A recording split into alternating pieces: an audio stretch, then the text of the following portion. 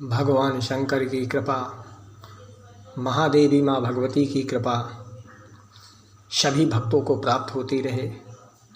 सभी भक्त महादेव की कृपा से और महादेवी की कृपा से उनका आशीर्वाद ग्रहण करते रहें और उनके आशीर्वाद से उनकी सभी मनोकामनाएं पूर्ण होती रहें।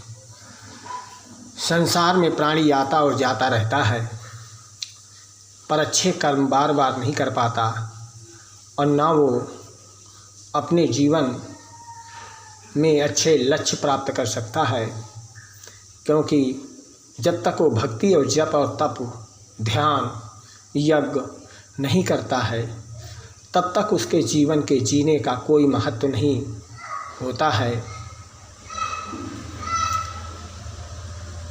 क्योंकि प्राणी संसार में बार बार आता और बार बार चला जाता है।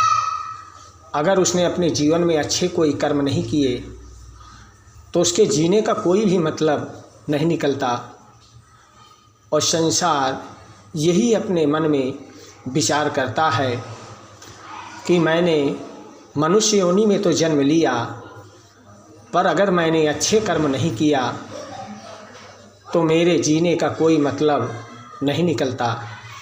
क्योंकि सांसारिक मोह माया में फेरित मनुष्य बार बार वह गलतियां करता है और बार बार वह संसार में आकर के लुप्त होता रहता है। जो भी संसार के मोह माया में पड़ते हैं वह कभी उससे बाहर नहीं निकल पाते, क्योंकि संसार का मोह माया एक ऐसा माया है जो बंधन में अगर एक बार इंसान बंध जाए तो उसके बंधन से बाहर निकलने का कोई भी महत्व प्राप्त नहीं होता है। संसार में इंसान जीने की कोशिश करता है, उसके शरीर को रोग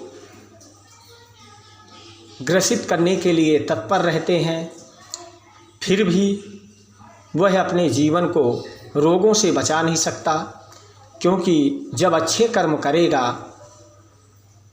तभी तो वो अपने जीवन को या अपने शरीर को बचा सकता है।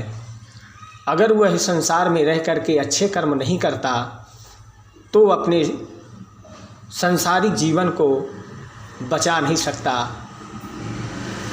और मोह ममत्व में पड़ा हुआ प्राणी वह बार बार कहता है कि अब आज मैंने बुरे कर्म किए पर कल से नहीं करूँगा।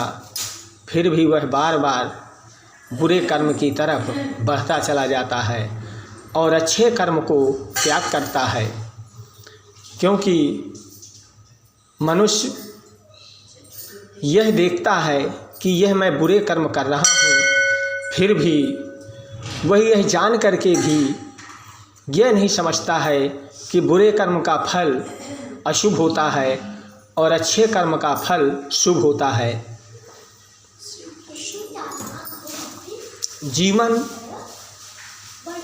मनुष्य योनि इंसान को बार बार मिलती नहीं है और ना बार बार उसको मनुष्य योनि में जन्म मिलता है। फिर भी प्राणी सब कुछ जानते हुए भी वह यह नहीं समझ पाता है कि मुझे ईश्वर ने यह अनमोल शरीर दिया है तो मैं इसका उपयोग किसी अच्छे कार्य के लिए करूं, ताकि मेरा जीवन सफल हो और मेरे पूर्वजों का जीवन सफल हो। कहते हैं संतान अगर अच्छा करती है तो उसके पूर्वज भी तरते हैं, अगर संतान बुरे कर्म करती है तो उसके पूर्वज भी नरक में ही जाते हैं।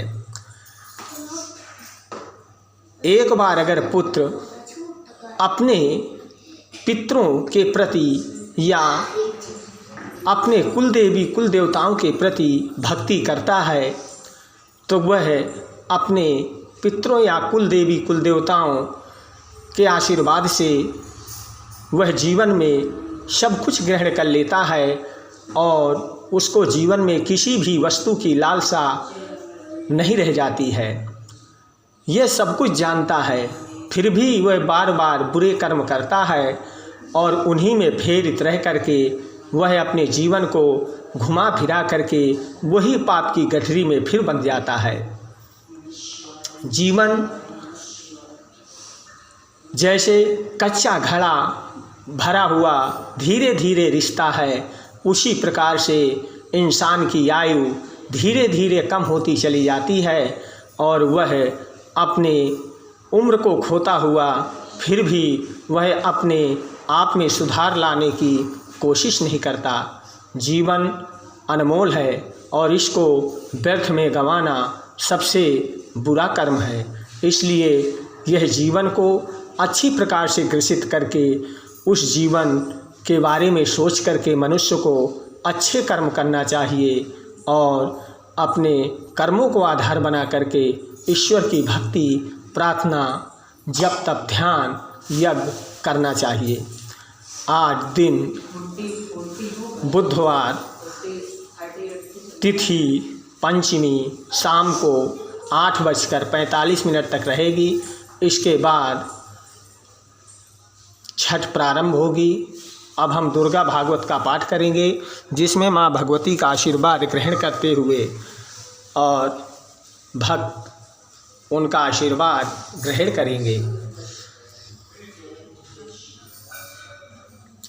ओम शास्त्रो शास्त्र बहुधा मुक्त राधिपित्रेते अंतर्गतः महिषासुरसेनास्य शुरो राख्यो योग महाशुरः।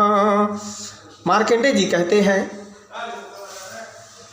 कि नाना प्रकार के अस्त्र शस्त्रों से प्रहार से संपूर्ण दिशाएं उत्साहित होने लगी और चिच्छुर नामक महान असुर महिषासुर का सेना नायक था, इसलिए उसने माता रानी के प्रहार को लेने के लिए आगे बढ़ा और अपने सैनिकों की रक्षा करने लगा। इस प्रकार से महामाया की कृपा प्राप्त करते हुए मार्कंडेय जी दुर्गा भागवत के पाठ का श्रवण करते हैं और ऋषियों को उनका अस्तित्व का पान कराते हैं, रथ कथा का पान कराते हैं और उनका आशीर्वाद ग्रहण करते हैं। जय माता दी। बोल सच्चे दरबार की जय।